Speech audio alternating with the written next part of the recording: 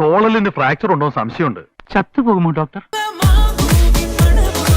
MRI scan ചെയ്യണം. ഇവിടെ അതിന് സൗകര്യം ഇല്ലാത്തതുകൊണ്ട് കോഴിക്കോട്ടേക്ക് കൊണ്ടുപോകുന്നതാണ് നല്ലത്. അയ്യോ, അപ്പൊ വഴി കിടന്ന് ചത്തുപോയാലോ ഡോക്ടർ? ഈ സ്കാനിങ്ങിനൊക്കെ ഒരുപാട് കാശാവോ ഡോക്ടർ? തോളലിന്റെ മാത്രമല്ല, നട്ടെല്ലിന്റെ കാൽമുട്ടിന്റെ ഒക്കെ എടുക്കേണ്ടി വരും. ഓ, കാൽമുട്ടൊന്നും സാരമില്ല, അത് പിന്നെ നമ്മള് അല്ലേ. You are irritating too much. കൈക്കൂലി കൊടുക്കാത്തൊരു ദേഷ്യവാ.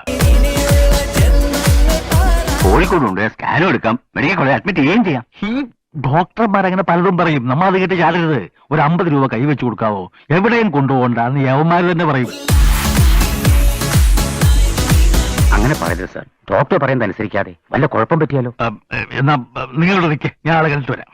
ആ മാവേന്ന് വീണ് പരിക്ക് പറ്റിയ വത്സം മാഷില്ലേ, അയാൾക്ക് 4 പെൺമക്കളാ. തുച്ഛമായ ശമ്പളം കൊണ്ട് വേണം 6 പേരടങ്ങുന്ന ആ കുടുംബം പുലരാൻ.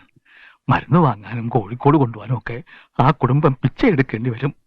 അതിലും നല്ലത് ദയവ് ചെയ്ത് ഡോക്ടർ ദേഷ്യപ്പെടരുത്.